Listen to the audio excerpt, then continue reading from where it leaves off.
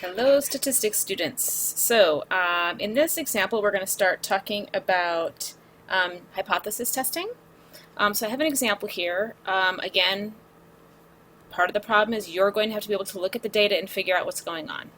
So let's look at the data first and we'll talk about it. Okay, so it says an engineer measured the brittle hardness of 25 pieces of ductile iron that were subcritically annealed. I have no idea what that means, ladies and gentlemen. But part of the statistics is you don't have to know, you just have to be able to crunch the numbers.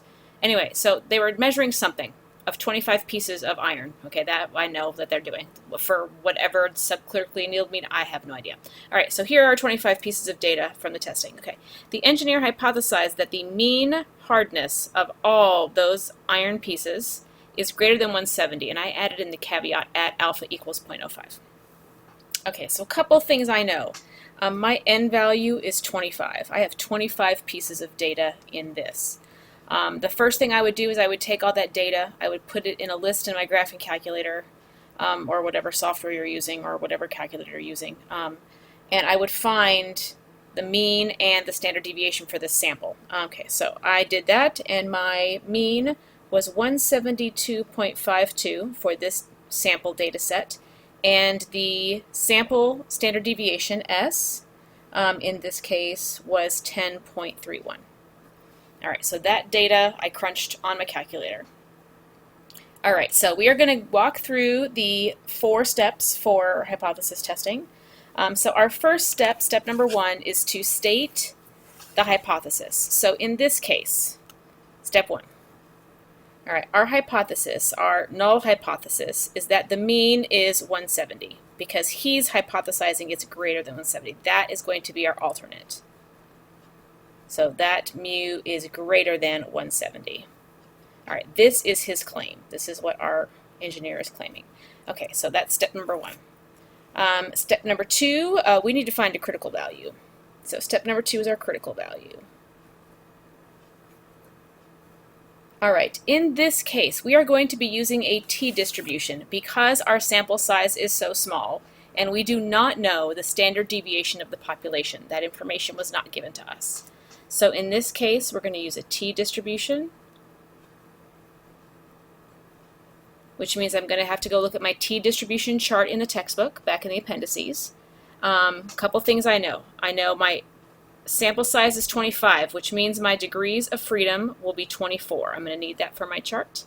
I also know that this is a one-tailed test, and it is a right tail. It's a right one-tail test. And we know that our alpha is equal to 0.05. All right, so all this information we will need to look it up on the chart. So when I look at my t-distribution chart, I will find that my critical value is 1.711. Take a moment, pause the video, go make sure you look at that chart in the appendices and find that critical value that matches. All right, after we have found the critical value, the next step is we are going to find our test value. And then after we've done that, we're going to compare those. All right, so we're going to find the test value. So in this case, our test value is equal to, so here is the formula. So here's my formula. I'm going to fill in what I know. I know that our sample mean was 172.52 minus our mu, which was 170. We're going to divide that by our sample standard deviation, and that is going to be divided by the square root of 25. All right, so I'm going to plug that all in my calculator, and magically I'm going to come out with the answer 1.222 blah, blah, blah, blah, blah. Goes on, but I'm only going to go to 3 decimal places. All right, so there's my test value. So step number 4, let's kind of put all this together. So here is my standard deviation, right, my normal curve. All right, so in our case, our critical value is up here, 1.711. So this, if our critical value is, our test value is here, that means we will reject. We will reject the null. If it's anywhere over here, we do not reject our null hypothesis. Oops, can't even see that. Helps if I move that. There we go. So it's anywhere over here. So our test value that we had was 1.222, which is going to be about right here, right?